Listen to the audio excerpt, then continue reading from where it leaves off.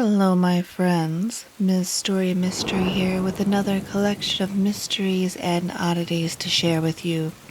Today's episode includes a variety of true spooky tales, such as an unexpected meeting in the fog, seeing the spirit of an ex, and the ghost of a girl in the attic. Please hit that like button, subscribe if you haven't already, and sit back to enjoy episode 17 of Ms. Story Mysteries Creepy Tales of Mysteries and Oddities. When I was around 10 years old, my dad was deployed to the Middle East, and my mom and I lived alone in a giant, super haunty house. I was too scared to sleep in my room alone, so I slept in my mom's. Woke up in the middle of the night to what sounded like the silverware drawer being opened and shut repeatedly, very fast. Mom jolted awake shortly after me, called 911, but within seconds of her dialing, it stopped. Police came and looked around. No sign of intrusion. Alarm system was on the whole time. Silverware was all over the kitchen floor. Drawer was hanging all the way out when we went to investigate the kitchen. To this day, we have no idea what the hell happened. One night, not long after moving into the house we're still in, I heard my husband come in through the porch door, then open the screen door and the main door into the kitchen and let out a big sigh, a sort of tired sigh. I thought he'd cut his walk with the dog short. They'd only been gone about 15 minutes when it's usually an hour at least. I called out, "What's wrong?" thinking something had spoiled their walk, only to be met with silence. I got up and went into the kitchen, only to find it empty. The doors were all locked, as my husband had left them. He returned an hour later. In high school, I had a few friends who spent the night regularly. We would hang out in the basement and go to the top floor to sleep. My dad would sleep on a recliner in the middle floor, and we would pass him around 3 a.m. or whenever we got up to bed. One night, me and my best friend were in the basement watching horror movies, and it got late, and we talked about how creepy my basement was, and kinda spooked each other. Not soon after, we went to bed, and my dad was awake. He saw us walking past and said good night. The next morning, he saw that it was just me and my best friend, and said, "Where did my other close friend go?" We said she was never here. What do you mean? He got really confused and said, "Well, who did you sneak in last night? I saw 3 of you." He swears there was a third person walking behind me and my friend, and didn't believe that there wasn't somebody else. It freaked us out, and to this day, it's a running joke that whenever something weird or creepy happens, we say, "It must be that friend." Growing up, my older brother had a computer program that he used to compose piano music on. I remember I was reading in the living room when I heard the most beautiful violin melody I have ever heard. I listened to the whole thing, which was several minutes long. I walked down the hallway to compliment my brother on his masterpiece when I realized my brother was not using the computer and I was home alone. When I was around 9 or 10 years old, I remember waking up to see a large shadow that stood at the foot of my bed. I was living with my dad at the time. He has a very large 5-floor terrace house built in the 1800s. Every so often, there would be an unexplainable event happen. such as footsteps when there's no one there or voices. On the night this happened, it was just my dad and I in the house. My sister was staying with my mom at the time. I woke up and noticed the door to my room was wide open. I normally sleep with it closed. I then became aware of a large, around 7 foot tall, shadow-like figure watching me from the end of the bed. When the figure noticed me, it seemed to melt into the floor, and the door to my room slammed shut. Understandably, I was slightly traumatized by the whole experience.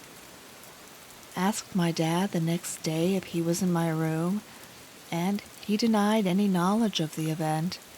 He's not the type of person that likes jokes.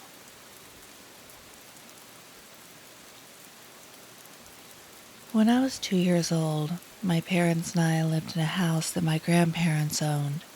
My parents' bedroom was connected to mine through the closet, meaning you could walk into their closet, go through a door and back, and end up in the back of my closet. My mom started having these terrible nightmares. In her dreams, she would wake up surrounded by fire. She'd rush through the closet to my room, scoop me up, and dive out the window. Suddenly, it would flash forward, and her and my dad would be sitting in a waiting room at a hospital. A doctor would come in, looking somber, and say, "I'm sorry, but..." She'd wake up at some point, sweating profusely and her heart racing. One night, she woke up to me screaming. She ran into my room and pulled me into her arms, calming me down and asking me what was wrong. My response was, Mommy, my room is on fire. I was on fire." Of course, this freaked her out. I'm willing to admit that me having some sort of similar nightmare may have been caused by me overhearing a conversation about my mom's nightmares, but that's not the freaky part. Not too long after this, we moved out, though not because of the nightmares my mom was having. We lived in southern Illinois at the time, and my parents were having a hard time making enough money to support us living there. So we moved up to northern Illinois. My grandparents sold that house once we moved. About 6 months after we moved out, my mom was talking to my grandma on the phone. My grandma started telling my mom about how the house we used to live in had caught on fire. No one was home at the time, but the bedroom that had been mine had been completely destroyed. The fire had started because of an electrical short in the closet I spoke of before. This story always gives me chills when I tell it.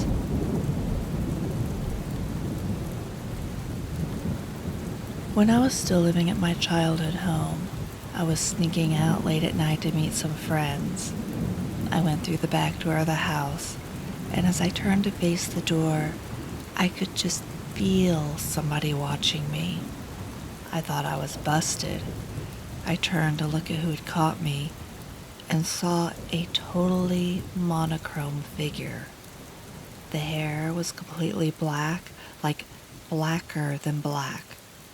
Her face was like a static, washed-over white gray, and she was wearing a dress that was in between the two colors. No facial features, just the silhouette of a young girl facing me. I reached for the door as fast as I could, and when I went to shut it, it closed very quickly on me. I bolted through my yard and onto the street, and couldn't shake the feeling I was being followed. I stayed at my friend's that night. Soon after this happened, I was up late with my mom watching a movie. My dad had just passed away. We finish our movie up and say goodnight after turning the TV, stereo receiver, and DVD player, all with their own remotes. After a short amount of time in bed, I am jarred awake by the sound of static with the speakers cranked up and the TV on with no input. My mom and I meet in the hallway, surprised to see that we had both been awoken to an empty house. A few years ago, when I was 23-ish and graduated from college, I finally told my family about the first occurrence. Before I am able to finish my description of the ghost, she finishes for me, telling me that her and her friend used to see a little girl in our backyard playing in a sundress. She said that she looked maybe 12. Our neighbor, who was the original owner, shared a story with us about the family that originally bought the house after it was built. It was a young family whose daughter passed away from leukemia. She would have been about the right age. Looking back, the girl wasn't scary or harmful. My sister had the same impression. To this day, I believe what we saw and haven't seen anything like it ever since. My house was very haunted. I lived there for 10 years. I had these porcelain dolls that I bought for my daughters. My girls would wake up screaming in the middle of the night that these dolls, which were up high on a shelf, were moving around. They got so bad that I would face them backwards, hoping to ease my girls' nightmares. It worked for a while, but then, one morning, after I had turned them backwards, they were facing forward again. I thought that maybe my 5-year-old daughter, my oldest at the time, had stood on her desk to change them back. I asked her about them, and she said, "Mom, it wasn't me. I told you they moved around at night." So I took all the dolls and put them in my bedroom closet. A couple of nights later, I dreamed that one of the dolls climbed out of the closet and was laughing at me, telling me that she was going to kill my daughter. I dreamed I chased her down and stabbed the doll in her face before she could get to my daughter. I was so disturbed when I woke up the next morning. It felt so real. But I nearly peed my pants when I got out of my bed and stepped down on something sharp. I looked down at what I stepped on, and there, beside my bed, was the doll in my dream, with a pencil in her face. I took the dolls out to our storage bin down the street, but things got worse after that. We eventually let the bank take the house. It was just too much. 2 people have moved in since us. None of them stay. The house has been vacant now for 5 years. None of the new people lasted for more than 60 days.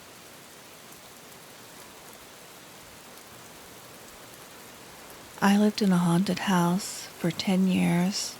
I had 5 kids while living there.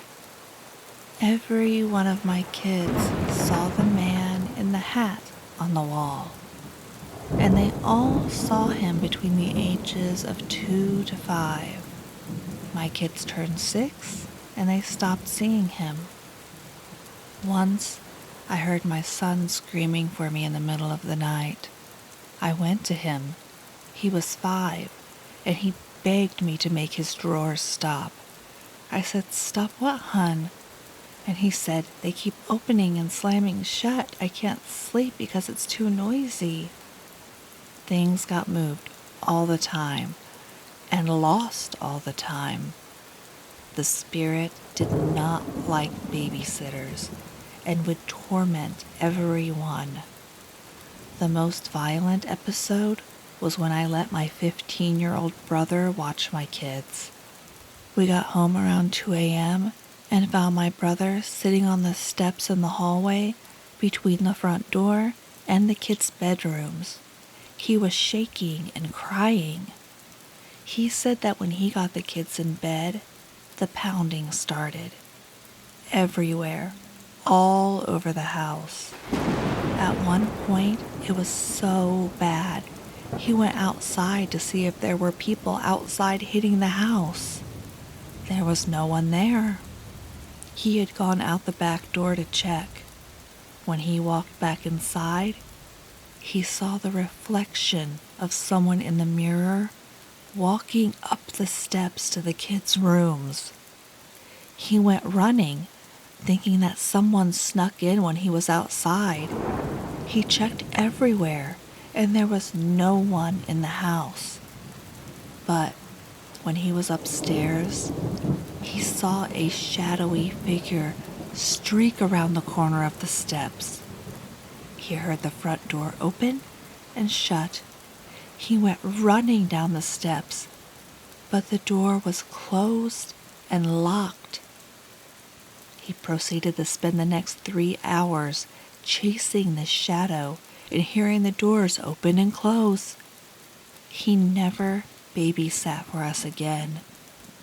No one would. I had lights shatter above our heads, and my children would laugh and talk to people in their rooms. We had neighbors call us at all hours of the night asking if we were okay because they saw gangs of people in our yard and sneaking around our windows. The cops got so used to getting the same 911 call that they stationed a cop in back of our house to watch our house between 2 and 3 a.m. There are so many more scary stories, and the nightmares I had living there were deathly scary. We moved, and the people that moved in after us stayed for a month. They said it was too scary. The house has been vacant now for 8 years.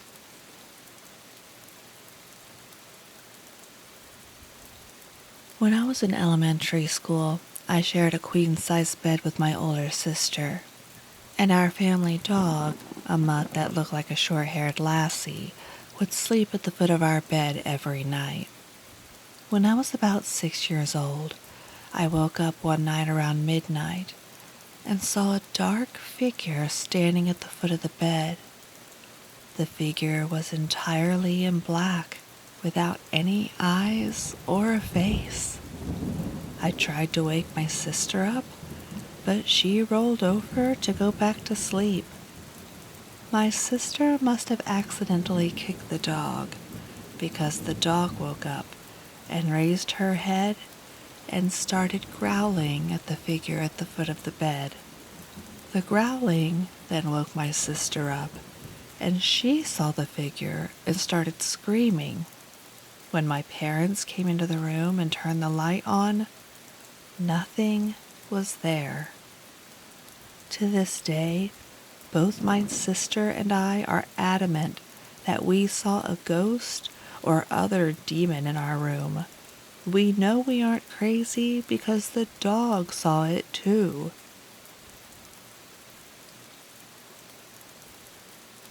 When I was younger, I used to take naps upstairs, but by the time I was 8 years old, I absolutely refused to go upstairs. The upstairs had 2 large closets, attics. They ran from one side of the upstairs all the way to the other side on both sides. It was essentially a large crawl space that was maybe 30 feet long. It started one day when a friend and I were crawling from one side to the other with flashlights like kids normally do. Then I saw a girl sitting there in the corner, acting like she wanted to play with us. I know a lot of people say when they see a ghost they aren't scared, just interested. Nope, I was beyond terrified. This girl looked normal, had blonde hair, a nice dress, and seemed friendly. I stayed silent, kept crawling behind my friend, and got out of the closet. Told him what I saw in there. He said he didn't see it, but felt like he didn't want to go back in. Then, my parents would occasionally send me upstairs to get something, and when I would get up there, I would see the doors swing open, as if they were trying to get me to come inside. I would lose toys and wouldn't be able to find them anywhere. Suddenly, my parents would be fishing out Christmas presents out of the attic, and we would find some of my toys in there. I remember being 8 years old. My parents are asleep still in the morning, and I leashed up my dog to go take on the monster in the attic. My dog, usually up for anything, refused to go off the top step into the attic. My parents never believed me with all the weird things that happened in that house. I would get blamed for things that happened all over the house, leaving lights on, toys all over, things I knew I didn't do. Well, anyway, we move out of there when I am 10. Not a week passes before the new owners call us up and ask if the house is haunted. Their daughter sleeps upstairs. She says that she has been playing with a blonde-haired girl at night. My parents laughed at how crazy these new homeowners must be. To make an already long story short, the girl started appearing in other parts of the house for them. They kept in contact with us. They would look over while watching TV and see the girl sitting on their daughter's lap. They looked up on the computer the past owners of the house, found an old dressmaker that lived there, and yep, a picture of the little girl wearing one of the ladies' dresses. The family that moved in there were absolutely torn apart by the events. Got divorced, Dad stayed living in the house, and ended up taking his own life in that house.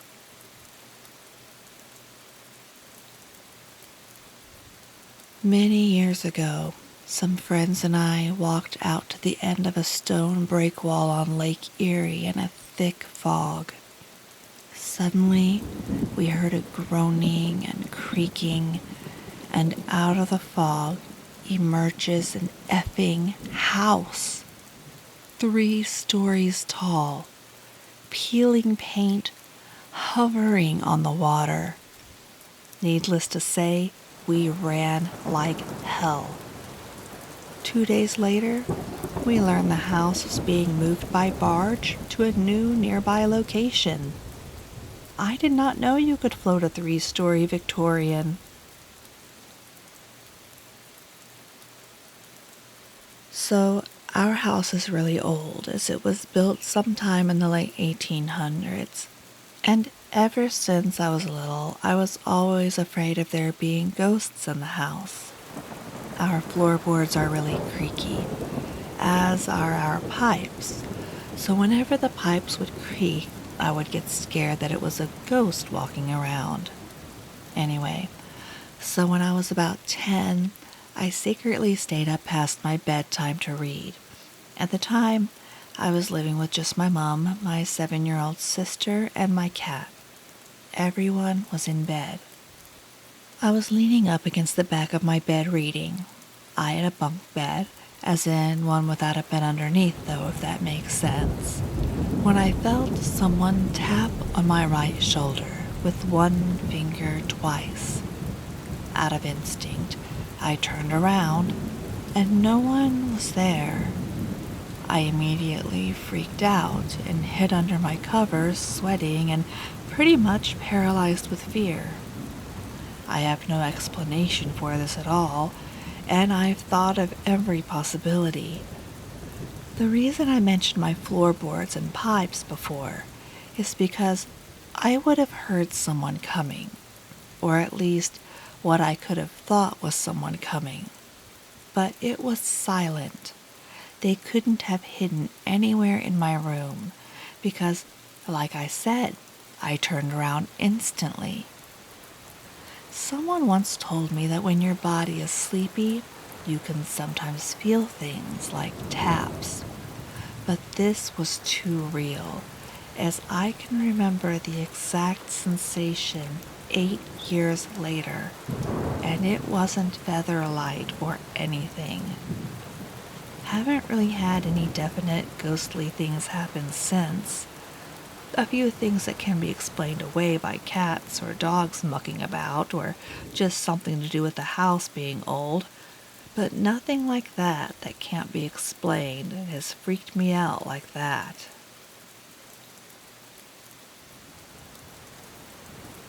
When I was younger, my older brother and I would randomly see this tall, dark, shadowy figure wearing a top hat, think Abe Lincoln, walk down the hallway in the house we grew up in. It had no distinct features, just a shadow, but standing in the middle of the hallway. It would always stop just outside our bedroom doors and just stand there for a moment and continue walking down the hallway. Whenever we would run out to the hallway to see it walking away, it was always gone. I was always fully awake when I saw it. My brother said he woke up a few times and couldn't move with it standing at the foot of his bed. Then it would just disappear. We had an old German shepherd who would bark non-stop every time we saw it. We would see it a few times a month for years until my parents split up and my mom moved out. When we got older, I remember my brother and I both mentioning it happening to our aunt on my mom's side one night when she was visiting us, and she turned as white as a ghost. She told us that when her and my mom were growing up, whenever my mom was around, she would always see the same thing at night time.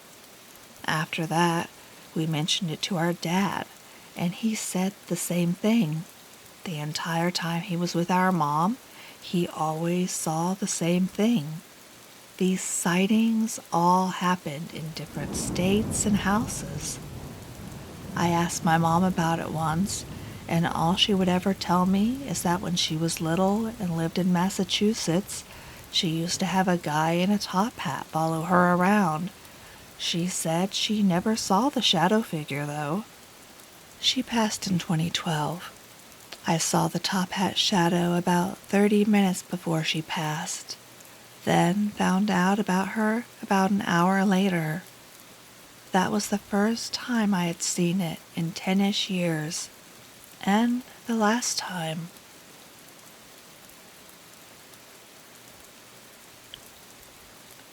I saw my deceased ex-husband in my kitchen. I was watching TV in my living room in the middle of the day and kept hearing the sound like someone was jiggling their change around, and it was loud, as if it were in the room with me. I paused my TV, yet the sound persisted. So I started to look around the room, and when I got to the kitchen, I saw him standing there. He was looking around, as if taking stock of my apartment. Oh, and he was jiggling change in one hand, while flipping a quarter in between his fingers with the other hand, something he did a lot when he was alive. He turned his head and saw me frozen, staring at him. The expression on his face was one I would never forget. His eyes got huge, and he kind of tilted his head forward with the expression like, "You can see me?" I don't know how long we stared at each other for, but I turned away when I started to hear my cat ripping up the effing carpet again in the other room. When I turned back to my ex, he was gone. It's worth noting that he had only been dead for a couple months, too. Some Romanian women I worked with told me that the dead stick around for 3 months before crossing over. I don't know about all that, but I know without a shadow of a doubt what I saw that day.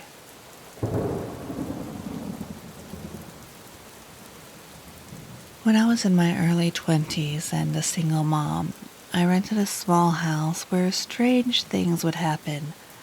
Several days a week, I'd lose my keys.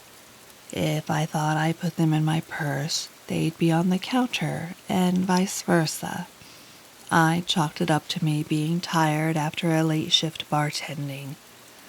But then my shoes would be in different places. My makeup would be arranged differently in the bathroom, etc. A friend stopped by for a visit, and she was visibly uncomfortable. Asked me if I ever felt like I was being watched. Yes. The only time I didn't was when I was in the bathroom with the door closed. So creepy. The little pranks continued the whole time I lived there. When I was moving out, I went to say goodbye to my nice elderly neighbor, and she mentioned that she enjoyed having my boys live in her brother's old house. It was nice to see young'uns live there again. Then she informed me that he, a big prankster in life, had died of a heart attack there. So, I guess Jim liked harmless pranks and respected women enough not to spy on them bathing.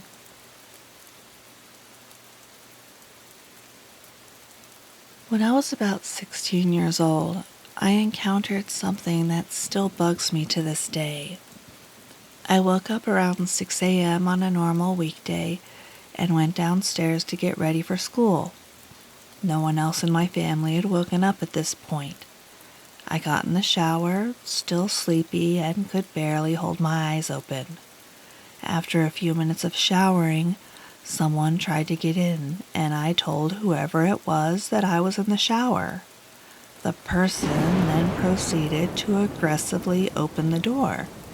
I saw the door handle going up and down like crazy, and he, she, whatever, knocked on the door harder and harder. And then it suddenly stopped. Didn't think that much about it, but when I got out of the shower, I realized that nobody was up yet. I proceeded with eating breakfast, and after a while, my dad came down the stairs. So I asked him if it was he who had wanted to use the bathroom earlier. He said no, that both my mom and younger brother were still asleep, so it couldn't have been them either. And even if it had been any family member, they would not have tried to open the door so aggressively at 6 in the morning.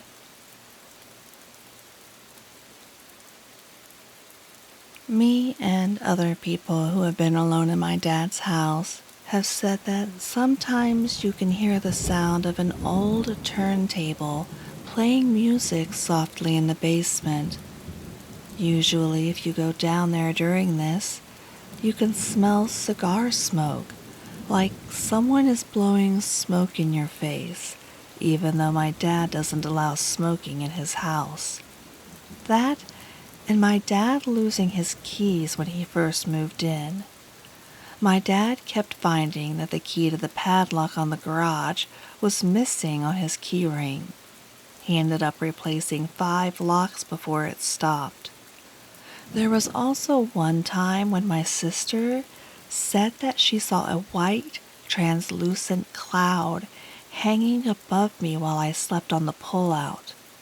Where the pullout sits was where the previous owner's medical bed was set up. Nothing has really happened in the past few years, but it was definitely odd. I'm dealing with some weird stuff at my current home. A few months back, I came out of the shower to find a large man's handprint high up on my bathroom mirror. It's just me and my kid, and I don't bring men home.